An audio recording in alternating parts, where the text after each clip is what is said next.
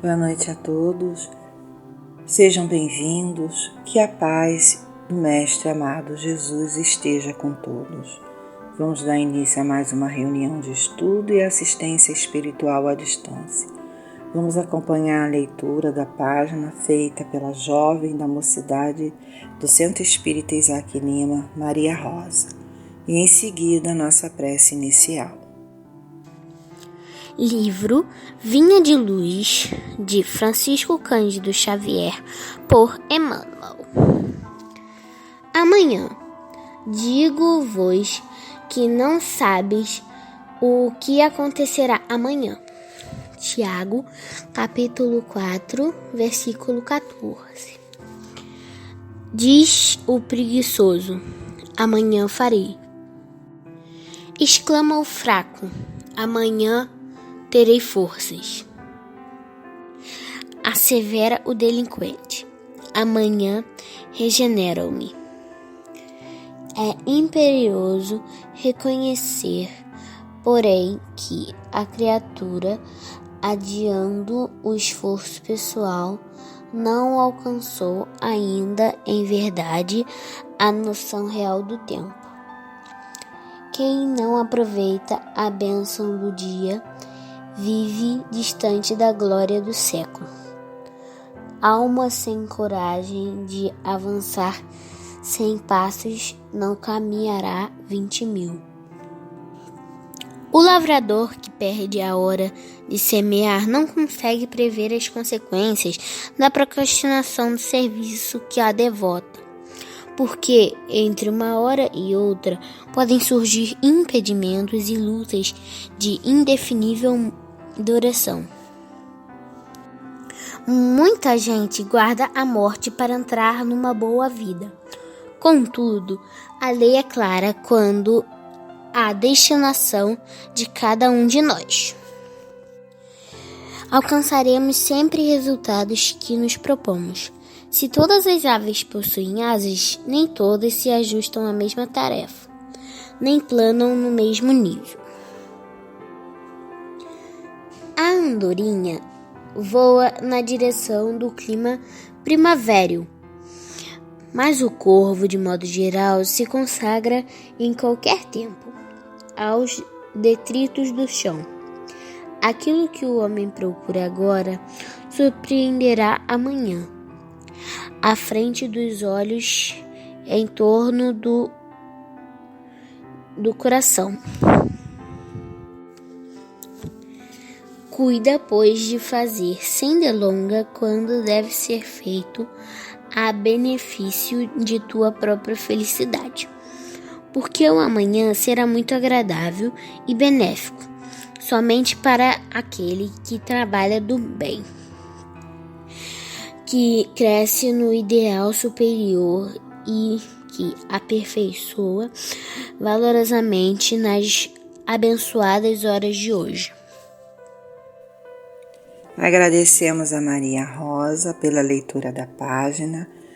Agora que possamos unir os nossos pensamentos e elevar até Deus, nosso Pai, e a Jesus, nosso amado Mestre, e dizer assim: Pai de amor, bondade, justiça e misericórdia, Jesus, divino amado Mestre, mais uma vez estamos reunidos em Seu nome, para ouvir, Senhor, a Tua palavra, Teus ensinamentos, e também para recebermos as bênçãos do passe magnético.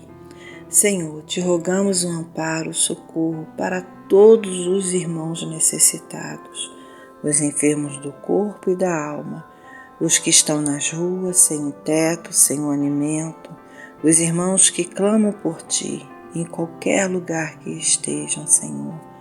Te rogamos, Mestre amado, que Tu possas abençoar cada um de nós, encarnados e desencarnados, irmãos do Centro Espírita Isaac Lima, amigos, familiares e simpatizantes. Pedimos também o amparo, Senhor, e o auxílio para os irmãos que retornaram à pátria espiritual e os seus familiares que aqui ficaram, que sejam confortados, Senhor, por Ti. Senhor Jesus, rogamos também as bênçãos para o nosso planeta, e para toda a humanidade, que assim seja. O estudo da noite de hoje tem como tema o ponto de vista. A referência é o Evangelho segundo o Espiritismo, capítulo 2, itens 5 a 7.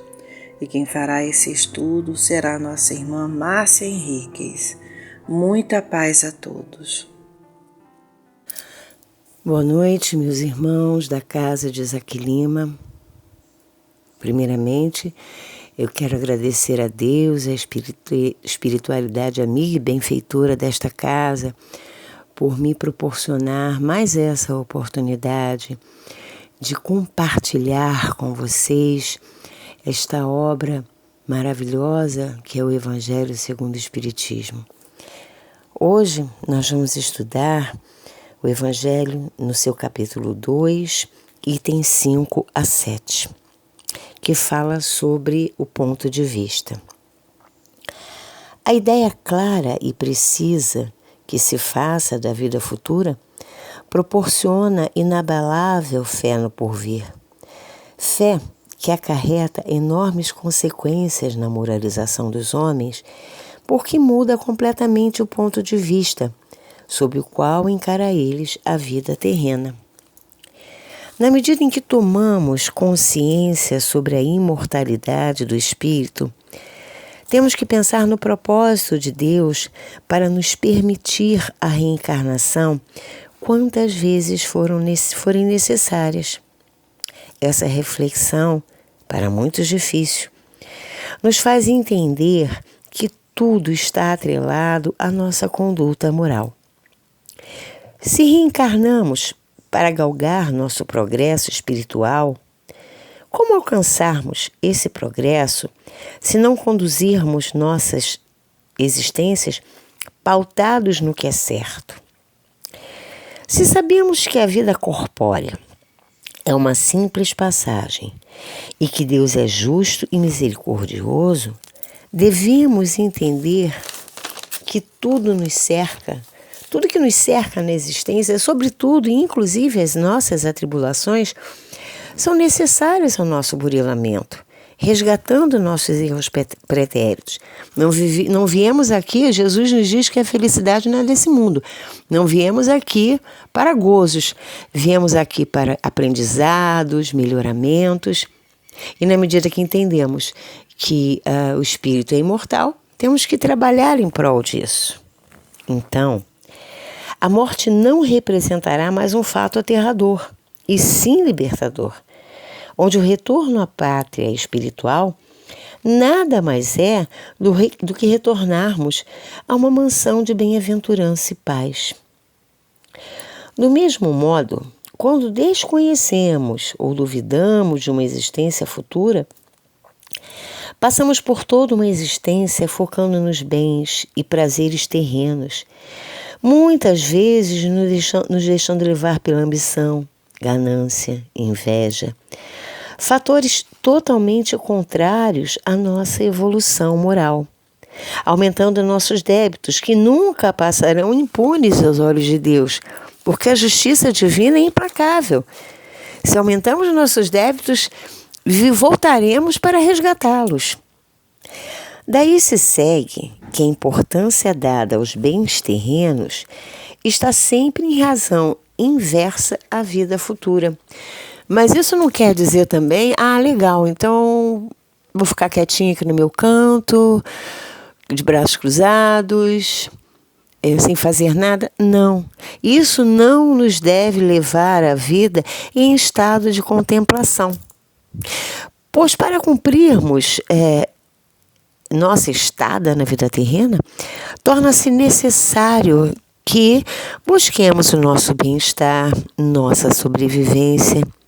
E mesmo sabendo que estamos aqui de passagem, temos que cumprir uma meta de cuidados essenciais à nossa existência, onde o desejo do bem-estar força o homem a tudo melhorar, impelido que é sobre o instinto do progresso e da conservação, que está inserido nas leis da natureza.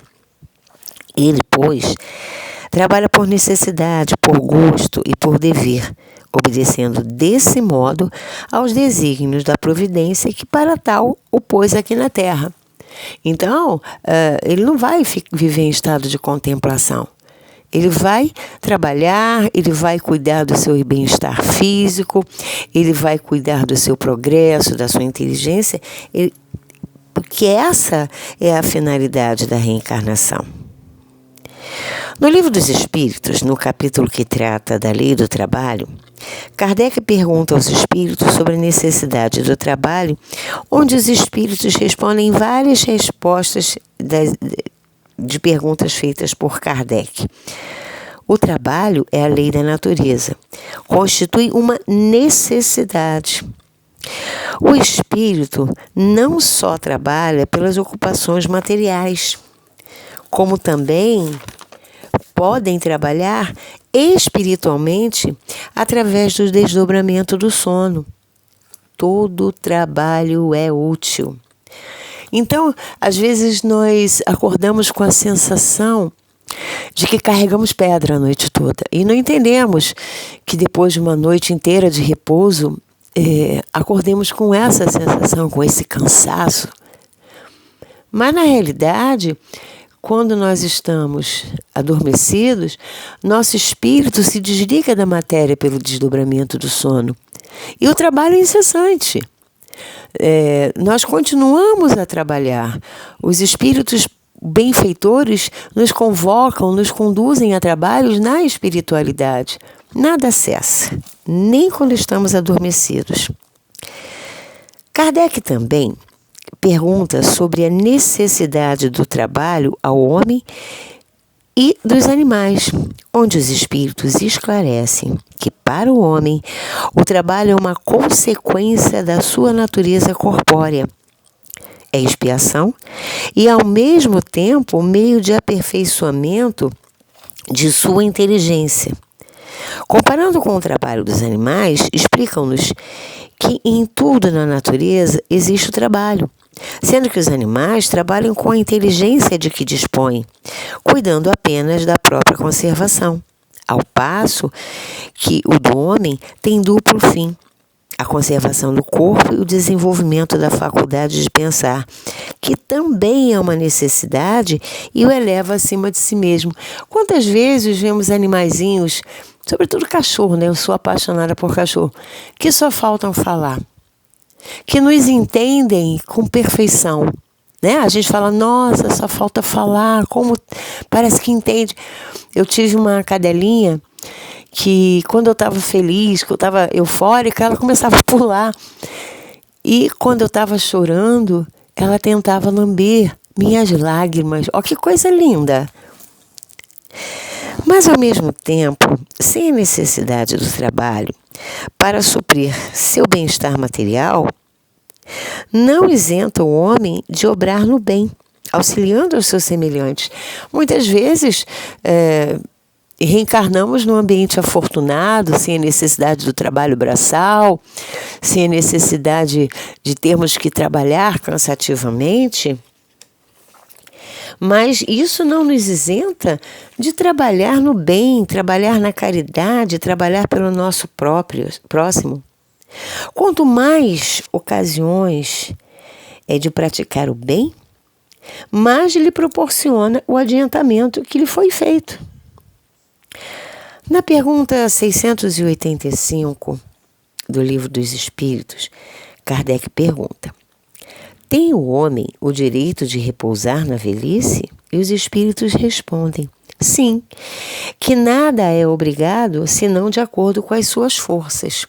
Poxa, nós sabemos que a nossa vitalidade ela passa por um período de pico, né, na nossa juventude, e depois essa vitalidade, essas forças começam a se esvair no período já da senilidade. Então, ele pergunta se o homem tem direito de repousar. Os espíritos entendem que sim, que nós vamos trabalhar até onde vão nossas forças físicas. E aí ele estende a pergunta: mas que há de fazer o velho que precisa trabalhar para viver e não pode? Nós vemos, infelizmente, no nosso dia a dia, diversos idosos ainda trabalhando, vendendo bala, geralmente em serviços muito cansativos. Existem empresas, inclusive, que contratam pessoas na terceira idade por mesquinhez, porque essas pessoas têm a gratuidade na passagem, então eles não vão ter que auxiliar no transporte. Existem os idosos têm a fila preferencial, então eles não encaram filas enormes, e muitas empresas contratam esses idosos justamente para o serviço de office boy, né? Seria office sênior. Justamente porque eles não perdem muito tempo nas filas por causa das filas prioritárias. Isso é muito triste. Se aproveitar de uma lei que outorga o direito ao idoso de ter algumas facilidades em benefício próprio. Eu trabalhei numa empresa assim. E os espíritos respondem: o forte deve trabalhar para o fraco. Não tendo este família, a sociedade deve fazer as vezes desta. É a lei da caridade. Só que não é assim, né? Eu acho que essa resposta dos espíritos deveria ficar afixada em outdoor, à frente de órgãos públicos, à frente de assembleias, à frente de empresas, para que eles entendam que a velhice é uma responsabilidade nossa. Hoje, nossa, amanhã para conosco, né? Porque todos nós vamos envelhecer. E nem todos têm o abrigo, o apoio familiar, né? No livro Céu e Inferno, no capítulo que fala sobre o temor da morte, esse capítulo é extenso e muito interessante, eu vou tentar resumir. Kardec esclarece que desde a fase selvagem, o homem tem o sentimento inato do futuro e que, por intuição, sente que a morte não é o último termo da existência, ou seja, esse sentimento de que um dia vai acabar, nossas vidas serão ceifadas, é um sentimento inato do homem. Observamos que em todas as vertentes religiosas, o homem sempre busca uma explicação para onde vamos após a morte, nunca como um fim. Muitos acreditam na existência do céu, onde as almas boas são acolhidas para viverem ao lado do Pai, e do inferno, onde padecem as almas ruins. E eu acho que eu nunca li nada sobre acharem que tudo simplesmente acaba. Eu já li sobre várias religiões e cheguei a essa conclusão. Nunca se pensa que a coisa acaba, né? Esse fim não é questionado. Então, como é possível acreditarem na imortalidade da alma e ainda se acharem apegado às coisas da terra e tenham tanto temor à morte? O temor à morte é um efeito da sabedoria da providência, é uma consequência do instinto de conservação em todos os seres. À medida que o homem compreende melhor a vida futura, o temor da morte diminui. Compreendendo melhor a sua missão terrena, aguarda-lhe com mais calma, resignação, serenidade. Eu tive um dirigente de uma casa espírita que eu trabalhei, que ele sempre perguntava: você tem medo de morrer ou você tem medo da morte? Parece, né, a mesma pergunta. Eu entendia. Eu tenho medo da morte, não de morrer, porque morrer é uma fatalidade. Vai acontecer, é fato. Mas eu temo a forma como essa morte vai chegar, né? Porque tem pessoas que fazem a passagem como um passarinho, né? De forma branda, eu acho muito legal.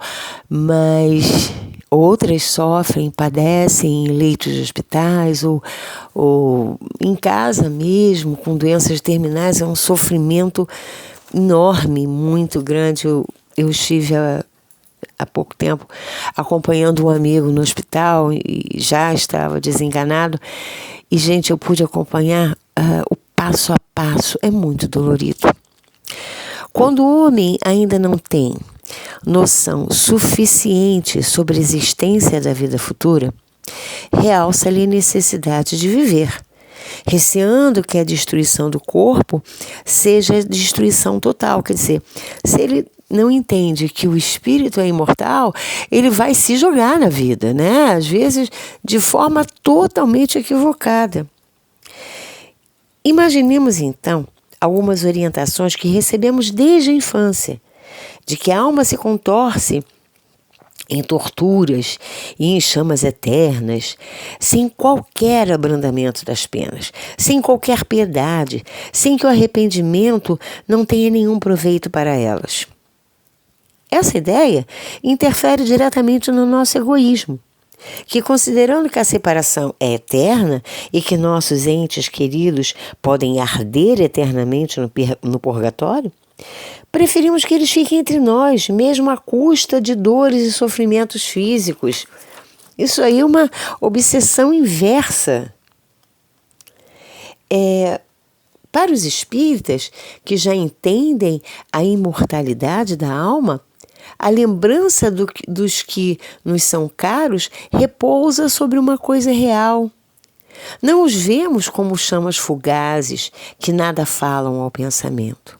O espírita aguarda a morte, como quem aguarda a libertação pela porta da vida e não do nada. Na questão 727 do Livro dos Espíritos, Kardec pergunta: uma vez que não devemos criar sofrimentos voluntários que nenhuma utilidade tenham para outrem, deveríamos cuidar de preservar-nos dos que prevejamos, né? Dos sofrimentos previstos ou que nos ameaçam, ou seja, devemos evitar, devemos tentar desviar desses sofrimentos, né?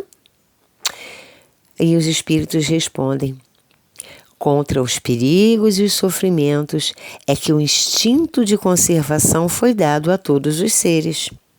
E mais adiante: mortificai o vosso orgulho, sufocai o vosso egoísmo, que se assemelha a uma serpente a vos roer o coração, e fareis muito mais pelo vosso adiantamento. Eu sempre trago uma poesia, uma letra de música, quer dizer, que não deixa de ser poesia musicada, né? E hoje eu escolhi essa letra Evoluir, porque ela fala exatamente desse momento de passagem, do despertar do espírito na erraticidade. E vamos lá. Eu abro os olhos e o que será que aconteceu? Pessoas ao redor de alguém, e esse alguém sou eu. Às vezes é difícil entender essa chegada. A bagagem pode estar um tanto leve ou pesada. São diversas estações, apesar de um destino.